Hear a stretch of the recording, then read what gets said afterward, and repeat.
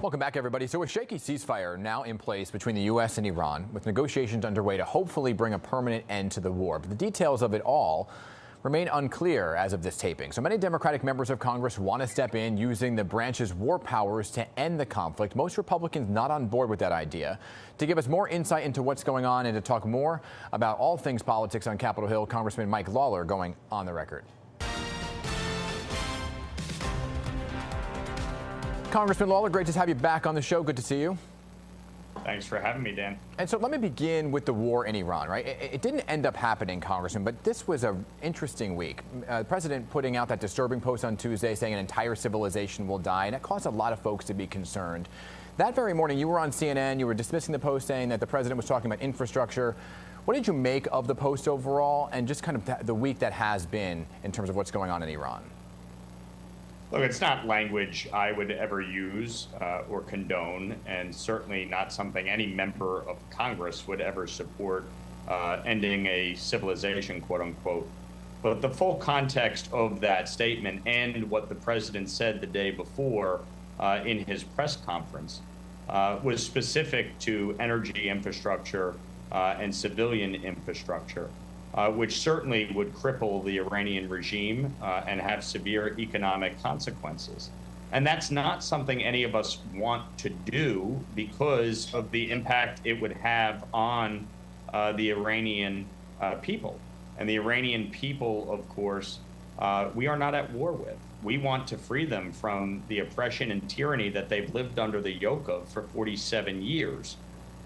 The issue is with the regime. And over these 5+ weeks, we have taken aggressive steps to eliminate the threat posed by the regime. The Ayatollah, the clerics, the leadership of the IRGC has been eliminated. The ballistics missiles program has been severely curtailed.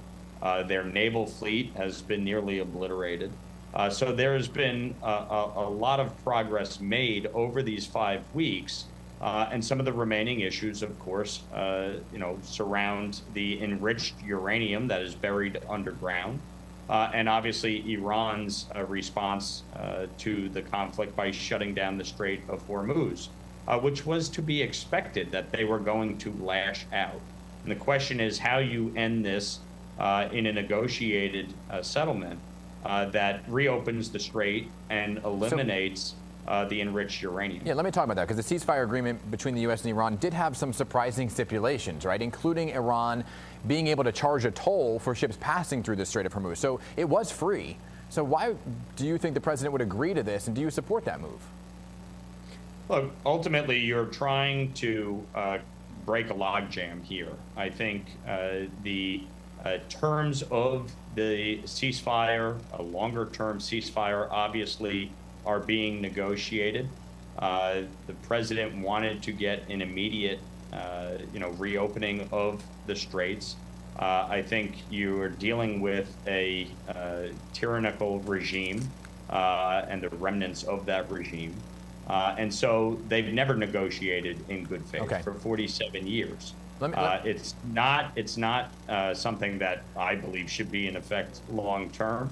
And certainly not something I would support long term. Yeah, but I think in the immediate, to get this to settle down, to get a stop to the missiles flying, and to get the strait reopened, they're trying to work through with the Pakistanis the terms, and so you gotta balance all these things as you negotiate. Yeah, Democrats are calling for another war powers resolution. I spoke to your colleague Nicole Maliotakis when this all began, and she said she would be in favor of a vote at the 60-day mark, given where things are. So, do you agree? Should there be an exercise to check on the president and vote to end the war at the 60-day mark?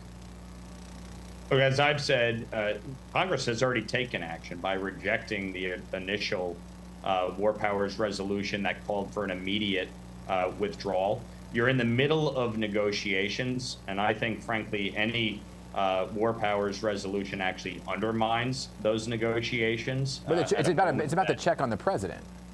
No, but it's actually undermining the negotiations. The president is the commander-in-chief. The president is the one leading the negotiations through Secretary of State Rubio, through the vice president, and others. Those negotiations are done at the executive level. They're not done through Congress. And frankly, any effort to call for an immediate withdrawal actually strengthens the Iranian regime's hand in a negotiation. So I think it's actually dangerous to do that. And I think as you're trying to negotiate this settlement, you have to give the president some latitude here. As I've said repeatedly, the War Powers Act allows for 60 to 90 days, and we should allow that process to unfold.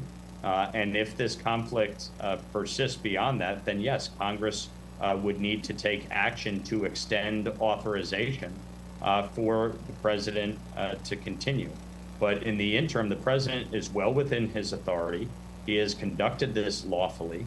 And, contrary to my Democratic colleagues' statements, they have always supported the authority of the president to conduct these operations, especially going back to Barack Obama's 7-month excursion into Libya, in which Nancy Pelosi and Chuck Schumer were fully supportive. Just so I'm clear, because we're out of time. They did not need a war powers resolution. We're out of time, but I just want to be clear. If we're at the 60-day mark and there are still the negotiations going on, this is still you would vote to extend and give the president the power to continue. I would, because the objective is to eliminate the threat, not undermine the American position. Got it. And support the Iranian regime. Congressman Mike Lawler, we have so much to talk to you about. I'm going to come on back soon, okay? Because I want to talk to you about things happening in district as well, but this was an important topic. Good to see you. Sounds good. Thanks, Dan. Okay. And with that,